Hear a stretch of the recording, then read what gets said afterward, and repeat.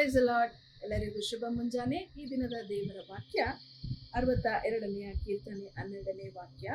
ಕರ್ತನೇ, ನೀನು ಪ್ರೀತಿ ಸ್ವರೂಪನಾಗಿ ಪ್ರತಿಯೊಬ್ಬನಿಗೆ ಅವನವನ ಕೃತ್ಯಗಳಿಗೆ ತಕ್ಕ ಪ್ರತಿಫಲವನ್ನ ಕೊಡುವಂತವನಲ್ಲವೇ? ಹೌದು ಪ್ರಿಯರೇ, ನಮ್ಮ ದೇವರು ಪ್ರೀತಿ ಸ್ವರೂಪಿ. ಆತನು ಪ್ರೀತಿಯನ್ನ ಮಾಡುವಂತಹ ದೇವರಾಗಿದ್ದಾನೆ.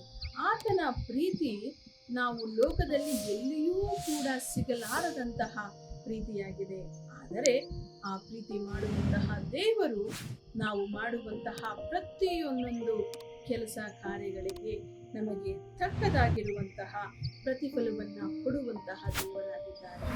ನಾವು ಏನನ್ನೆಲ್ಲ ಈ ಲೋಕದಲ್ಲಿ ಮಾಡುತ್ತೇವೋ ಅದು ಇನ್ನೊಬ್ಬರಿಗೆ ಒಳ್ಳೆಯದಾಗಬಹುದು, ನಮಗೆ ಒಳ್ಳೆಯ ಕಾರ್ಯವಾಗಿರಬಹುದು, ಕುಟುಂಬಕ್ಕೆ ಒಳ್ಳೆಯದಾಗಿರಬಹುದು, ನಮಗೆ ಪರಿಚಯ ಇಲ್ಲದೆ ಇರುವಂತಹ ಜನರಿಗೆ ಮಾಡುವಂತಹ ಒಳ್ಳೆಯ ಕಾರ್ಯವಾಗಿರಬಹುದು. ಒಳ್ಳೆಯದನ್ನ ಏನನ್ನಾದರೂ ಕೂಡ ದೇವರ ದೃಷ್ಟಿಯಲ್ಲಿ ಒಳ್ಳೆಯದನ್ನ ನಾವು ಮಾಡುವಾಗ ನಮ್ಮ ಕೃತ್ಯಗಳಿಗೆ ತಕ್ಕ ಹಾಗೆ ದೇವರು ಪ್ರತಿಫಲವನ್ನ ಉಂಟು ಮಾಡುವಂತನಾಗಿದ್ದಾನೆ ಪ್ರಿಯರೇ. ಆದುದರಿಂದ ಸಾಧ್ಯವಾದಷ್ಟು ಮಟ್ಟಿಗೆ ಈ ದಿನದಲ್ಲಿ ಮತ್ತು ಮುಂದೆ ಬರುವಂತಹ ಎಲ್ಲಾ ದಿನಗಳಲ್ಲಿ ನಾವು ಒಳ್ಳೆಯ ಕಾರ್ಯಗಳನ್ನ ಮಾಡುವಂತವರಾಗಿರೋಣ.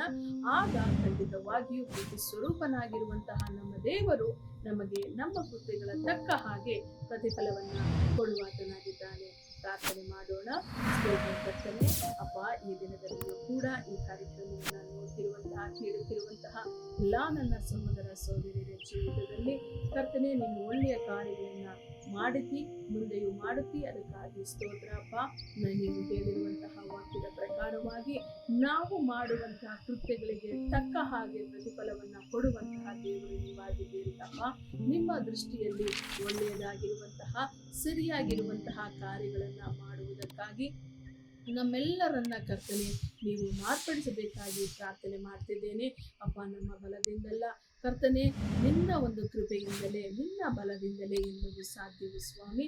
ಅದೇ ಪ್ರಕಾರವಾಗಿ ಪ್ರತಿಯೊಬ್ಬೊಬ್ಬರನ್ನ ನಿನ್ನ ಬಲದಿಂದ ಕರ್ತನೆ, ನಿನ್ನ ಕೃಪೆಯಿಂದ ತುಂಬಿ ಕರ್ತನೆ ನಾವು ಒಳ್ಳೆಯ ಕಾರ್ಯಗಳನ್ನ ಮಾಡುವಂತೆ ಸಹಾಯ ಮಾಡಬೇಕಾಗಿ ಯೇಸು ಕ್ರಿಸ್ತನ ನಾಮದಲ್ಲಿ ಪ್ರಾರ್ಥಿಸಿ ಬೇಡಿಕೊಂಡಿದ್ದೇವೆ ಕರ್ತನೆ,